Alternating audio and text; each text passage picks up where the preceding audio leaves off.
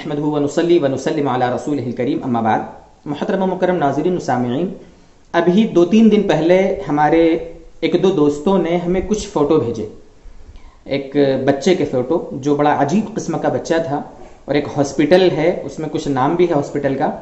Doctor لے کر اس کو اور وہاں کے جو وارڈ بوائے ہیں وہ اس کو لے کر کھڑے ہیں اور وہ بتا رہے ہیں. یہ کچھ فوٹو بھیجے اور فوٹو کے ساتھ کیپشن یہ کیا، نیچے لکھا کہ لکھنؤ میں یا کسی نے بہار کے کسی جگہ پر یا کسی نے دہلی میں، اور باقاعدہ بھیجنے والے نے تو یہاں تک کہا کہ ہمارے رشتہ دار کے یہاں یہ بچہ پیدا ہوا ہے، اور اس بچے نے پیدا ہوتے ہی یہ بچہ بولنے لگا، اور اس نے بتایا کہ اس وقت دنیا میں جو یہ ابھی وبا پھیلی ہوئی ہے ایک اللہ کا عذاب ہے، اور میں 1 گھنٹے صرف زندہ رہوں گا، اس کے بعد میری موت ہو جائے گی.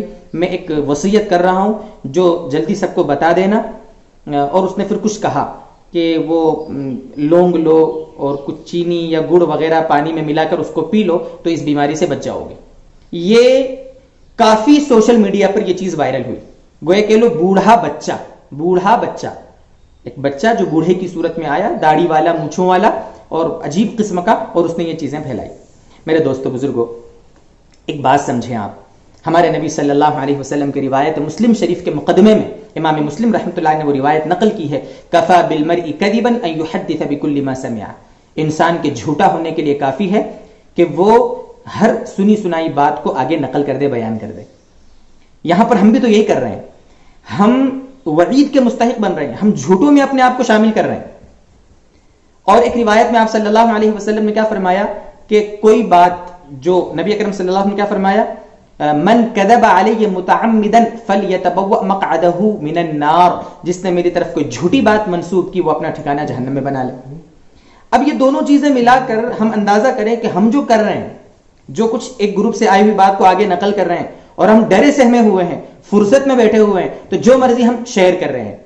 جہاں سے آئی بات کم سے کم اللہ کے واسطے کسی مفتی صاحب کے پاس، کسی عالم صاحب کے پاس، کسی سمجھدار انسان کے پاس بھیج دیتے اس کو، اور اس کے بارے میں تصدیق کر لیتے کہ یہ بات کہاں تک صحیح ہے. سوچے ذرا، ہم اللہ نے ہم کو عقل دی ہے، ہم سوچیں کہ ایک بچہ پیدا ہو کر یہ ایسی باتیں کیسے کرے گا. اچھا چلو مان لو کہ بچہ پیدا ہوا، مان لیتے ہیں اسی طرح بچہ پیدا ہوا ہوگا، اس میں تو کوئی شک نہیں، ٹھیک ہے.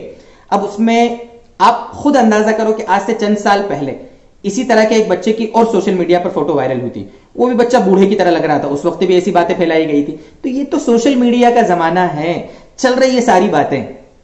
یہ جو ہوتا کیا ہے اصل میں دوستو، جب بچہ ماں کے پیٹ میں ہوتا ہے نا، تو ہارمونز کی گڑبڑی کی وجہ سے، ماں کے کچھ کھان پان کی کمی کی وجہ سے، یا ماں کو بچہ جب پیٹ میں ہوتا ہے تو کوئی بیماری ہو جاتی ہے، کوئی بھی بخار ہے یا اور نیمونیا ہے یا اور کوئی دوسری بیماریاں ہو جاتی ہیں جن کا بچے پر ایفیکٹ پڑتا ہے، اور ایفیکٹ پڑنے کی وجہ سے ایفیکٹو بچہ پیدا ہو جاتا ہے.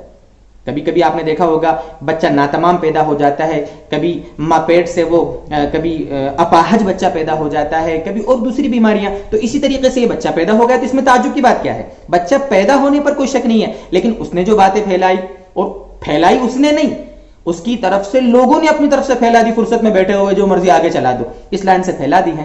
تو ہم بھی کسی نہ کسی طریقے سے باطل کا سہارا بن جاتے ہیں ان چیزوں کو آگے شیئر کر کے. سمجھدار انسان وہ ہوتا ہے جب کوئی بات آگے سے آئے اور اس پہ ہمیں کچھ ذرا سا بھی ڈاؤٹ لگے، فوراً ہم علماء کے پاس اس کو بھیجیں، تصدیق کریں اس کی. اللہ کا شکر ہے ہمارے پاس علماء موجود ہیں. علماء سے یہ امت باز نہیں ہوئی ہے.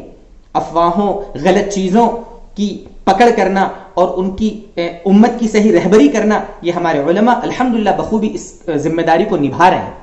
اس لیے بس اللہ سے ہم دعا کرتے ہیں کہ اس طرح کی افواہوں پر دھیان نہ دیا جائے، ذرا سی بھی توجہ نہ کی جائے، اور اپنے علماء جو ہماری موجودہ حالات کے اعتبار سے رہبری کر رہے ہیں ان پر ہمیں بھروسہ کر کے وہ جو باتیں بتائے ان پر ہم عمل کریں. اللہ تبارک و تعالی ہمیں سمجھائے، عمل کی توفیق دے. وآخر دعوانا ان الحمدللہ رب العالمین.